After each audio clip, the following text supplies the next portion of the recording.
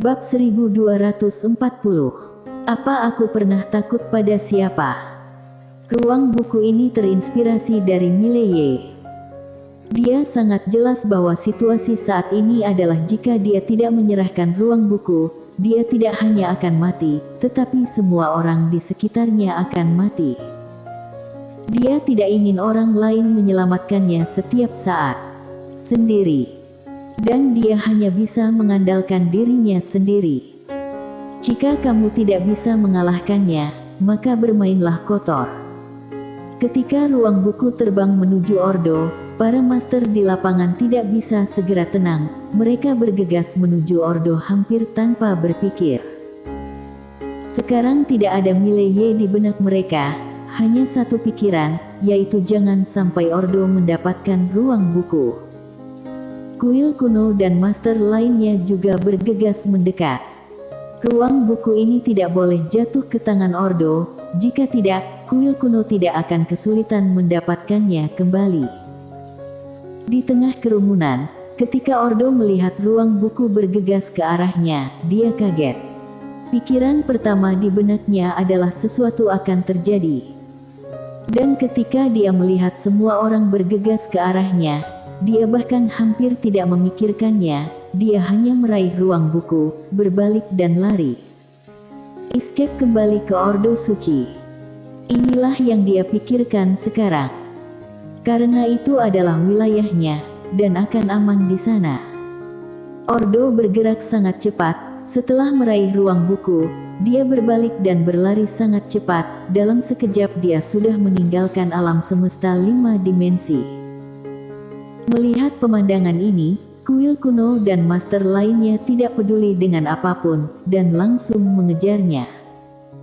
Dan Brian Jiang dan yang lainnya juga langsung mengejarnya. Segera, semua master alam escape di atas alam semesta 5 dimensi menghilang. Melihat pemandangan ini, semua orang di lapangan menghela nafas lega. Saat ini, Jessica Guan berjalan ke Mileye, dia berbisik, benar-benar diserahkan. Mileye tertawa, tentu saja. Jessica Guan ragu untuk berbicara, tapi akhirnya dia diam saja. Ruang buku sangat penting, tapi hidup setiap orang lebih penting. Mileye tiba-tiba berkata, biarkan aku sembuh. Setelah berbicara, dia berbalik dan pergi. Jessica Guan melirik Mileye yang akan pergi, tetapi tidak berbicara. Setelah beberapa saat, semua orang di lapangan bubar. Setelah Mileye kembali ke kamar, seorang wanita tiba-tiba muncul di depannya, itu adalah Monique Qian. Monique Qian memandang Mileye, apakah kamu benar-benar menyerahkannya? Mileye tertawa, apakah masih ada yang palsu? Monique Qian berkata dengan suara yang dalam, tahukah kamu apa arti kitab Taoisme itu? Mileye bertanya balik, apakah ini lebih penting daripada hidup? Monique Qian terdiam. Kitab Taoisme memang penting, tapi apakah lebih penting dari kehidupan? Monique Qian memandang Mileye, apakah kamu benar-benar bersedia? Mileye menggelengkan kepalanya, bagaimana kalau tidak didamaikan? Monique Qian berkata dengan suara yang dalam, mengapa kamu tidak meminta bantuan Tiandao 5 dimensi? Mileye berkata dengan lembut, apakah dia berhutang padaku? Tidak, dia tidak berhutang padaku Mileye. Kali ini, setelah dia menyerahkan ruang buku, dia tiba-tiba menemukan bahwa seluruh tubuhnya mengendur, bukan karena dia aman sementara. Tapi hatiku santai. Gigi. Sebelumnya, dia memiliki ruang buku dan mengira itu miliknya, jadi Mileye lebih baik mati dalam pertempuran daripada menyerahkannya. Namun, dia tiba-tiba menemukan sebelumnya, mengapa tidak menyerahkannya? Apakah aku benar-benar harus mengandalkan ruang buku ini untuk mencapai alam escape? Savera Mu pernah berkata bahwa kitab Taoisme di ruang buku adalah jalan yang diberikan oleh orang lain. Dia tidak mau repot-repot berjalan di jalan yang diberikan orang lain. Dia ingin menemukan jalannya sendiri. Dan bagaimana dengan diriku sendiri? Mileye melihat pedang Aether di tangannya, dia juga harus menemukan jalannya sendiri. Tidak ada wanita bergaun polos. No, pria berbaju biru itu. Bukan pendahulu. Anda adalah diri kamu sendiri. Saat kamu tidak lagi bergantung pada siapapun, inilah saatnya untuk mengenali diri sendiri. Merasa nyaman. Saveramu pernah berkata bahwa di atas niat pedang adalah ketenangan pikiran. Apakah ketenangan pikiran itu? Tidak ada perbudakan. Orang hidup seumur hidup, berkali-kali mereka dipenjara oleh orang lain, tetapi seringkali mereka dipenjara sendiri. Ikat hatimu sendiri. Dan dia terikat oleh orang lain dan juga dirinya sendiri. Mata Mileye terpejam perlahan, dan tak lama kemudian, dia jatuh kesurupan seperti biksu tua itu. Melihat adegan ini, Monique kian menatapnya dalam-dalam. Orang ini akan menerobos. Dan itu adalah pedang Tao yang menerobos. Apakah itu sangat sesat? Jika kamu menyerahkan satu hal, kamu akan menerobos. Monique kian menggelengkan kepalanya. Kultivator pedang adalah yang paling tidak terduga. Monique kian mundur diam-diam. Di luar pintu ada Jessica Guan. Monique kian menatap Jessica Guan. Tujuan kalian mengikutinya juga untuk kitab Taoisme itu. Jessica Guan menatap Monique kian untuk bertahan hidup. Monique kian berkata dengan lembut, tanpa dia, 5 dimensi lebih aman. Jessica Guan menggelengkan kepalanya. Bencana 5 dimensi. Monique kian terdiam. Jessica Guan bertanya lagi. Nyonya Monique kian mengikutinya karena kitab Taoisme itu. Monique kian berkata, ya, tapi dia sudah pergi sekarang. Setelah berbicara, dia berbalik dan pergi. Kali ini, Jessica Guan tiba-tiba berkata, Miss Monique kian, apakah menurut kamu ruang buku benar-benar jatuh ke tangan Ordo? Monique kian menoleh untuk melihat Jessica Guan. Setelah beberapa saat, dia sepertinya memikirkan sesuatu dan menggelengkan kepalanya sambil tersenyum. Jessica Guan menatap kamar Mileye, terdiam. Ketika dia melihat ruang buku terbang menuju Ordo sendirian, dia tahu itu tidak sesederhana itu. Faktanya, semua orang mengabaikan satu hal, yaitu ruang buku sudah mengakui Mileye sebagai masternya. 6 dimensi. Shirley Wen bergegas menuju kios Tiandao 6 dimensi. Dia melihat Tiandao 6 dimensi. Dia menyerahkan ruang buku. Dimensi Tiandao 6 diam. Shirley Wen berkata dengan suara berat, wanita bergaun polos tidak muncul, dan Tiandao 5 dimensi juga tidak bergerak. Tiandao 6 dimensi memandang Shirley Wen, apa yang ingin kamu katakan? Shirley Wen berkata dengan lembut, aku berpikir, wanita bergaun polos itu benar-benar tidak akan muncul. Dimensi Tiandao 6 sedikit mengernyit, apakah kamu punya ide tentang kitab Taoisme itu?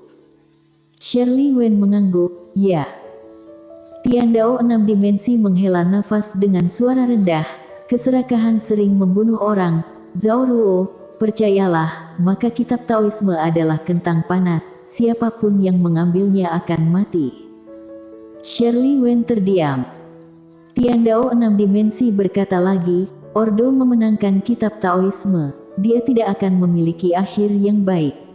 Mengesampingkan wanita bergaun polos dan lain-lain, bahwa pendahulu bukanlah tunggul yang baik. Apa yang dia tinggalkan, dia pasti sudah memikirkan apapun, tunggu dan lihat saja. Menurut dugaanku, nanti ruang buku akan kembali ke tangan Mileye. Shirley Wen sedikit mengernyit, bagaimana mungkin? Dimensi Tiandao 6 berkata dengan lembut, bagaimana tidak mungkin? Shirley Wen terdiam. Tiandao 6 dimensi memandang Shirley Wen, semuanya rumit, 6 dimensi tetap status quo. Selama kita tidak punya ide lain tentang ruang buku, dunia Dao tidak akan memprovokasi kita, dan kuil kuno tidak akan melakukannya. Begitu pula dengan Mileye no. Berikan satu ruang buku dan kami akan mendapatkan lebih banyak. Shirley Wen sedikit mengangguk, mengerti. Tian Dao 6 dimensi berkata lagi, dunia Dao akan kacau. Saat dia berbicara, dia mendongak, dengan sedikit kekhawatiran di matanya. Bukan hal yang baik bahwa kitab Taoisme muncul kembali di dunia. Dunia Dao. Ordo mengambil ruang buku dan langsung lari ke Ordo Suci. Nyatanya, pikirannya sangat-sangat jernih saat ini. Dia tahu ruang buku ini terbang ke arahnya. Itu pasti tipuan Mileye. Mileye ingin menjadikannya target. Namun, dia tidak punya cara untuk menolak. Harus dikatakan bahwa dia ingin menolak di dalam hatinya, tetapi tubuhnya tidak bisa menolak. Tuhan tahu sudah berapa tahun dia berada di alam escape. Kitab Taoisme ini adalah harapan terobosannya. Dia benar-benar tidak mau menyerah. Jadi meskipun dia tahu itu adalah konspirasi Mileye, dia harus dibodohi. Karena konspirasi Mileye ini, dia tidak bisa menolak. Dan kini, ia harus kembali ke Ordo Suci. Di belakangnya, puluhan master alam escape. Di suatu tempat di langit berbintang, Saphira Mu hanya melihat Ordo yang sedang berlari. Dia masih memiliki ikan bakar kecil di tangannya, setengahnya telah digerogoti.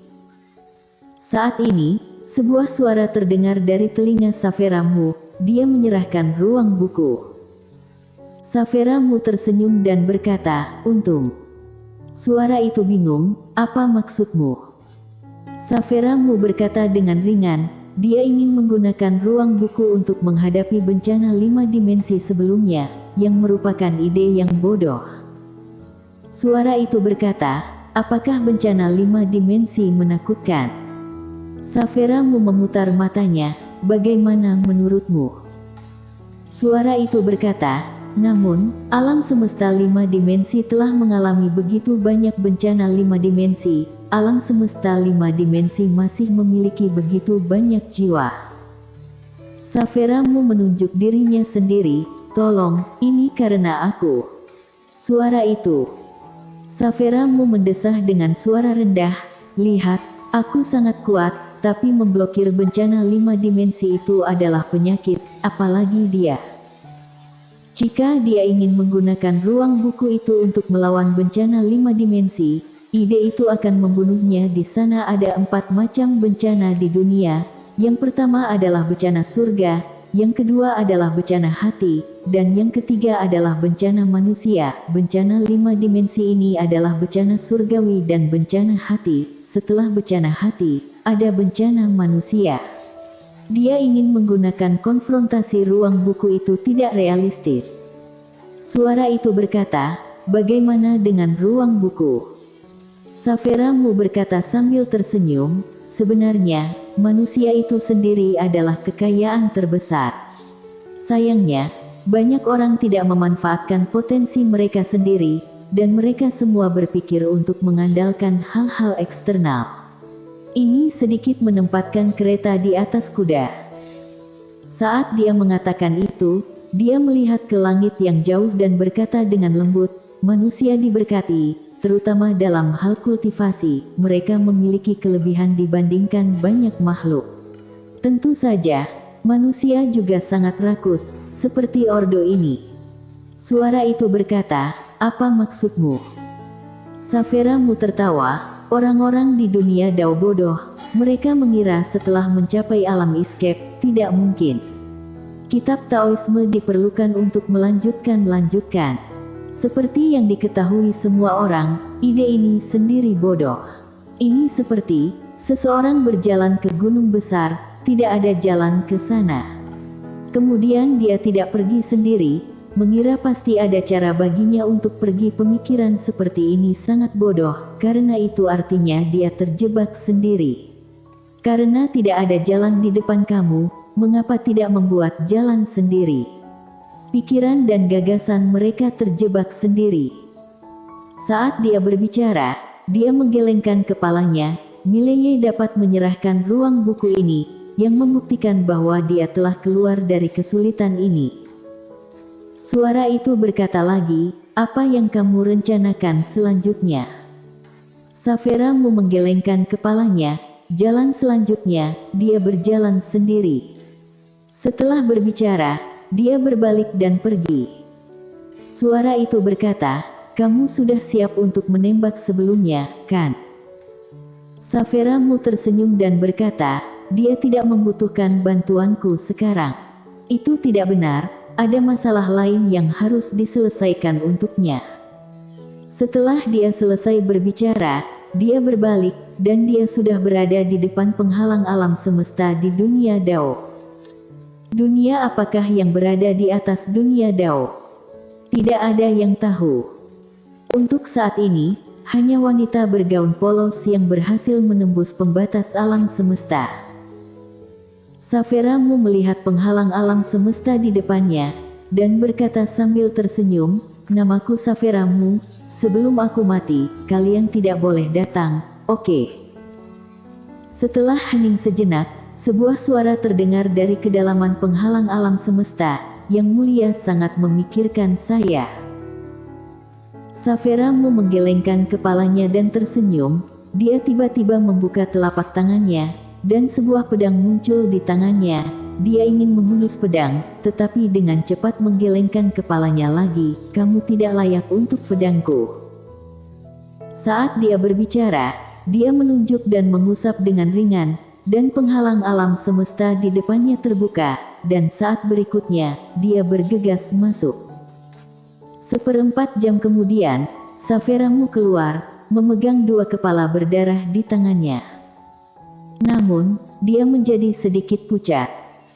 Saferamu membuang kedua kepala berdarah itu ke samping dan menggelengkan kepalanya, sungguh, memandang rendah diriku, kecuali wanita bergaun polos yang bisa main-main, siapa yang aku takuti? Bersambung.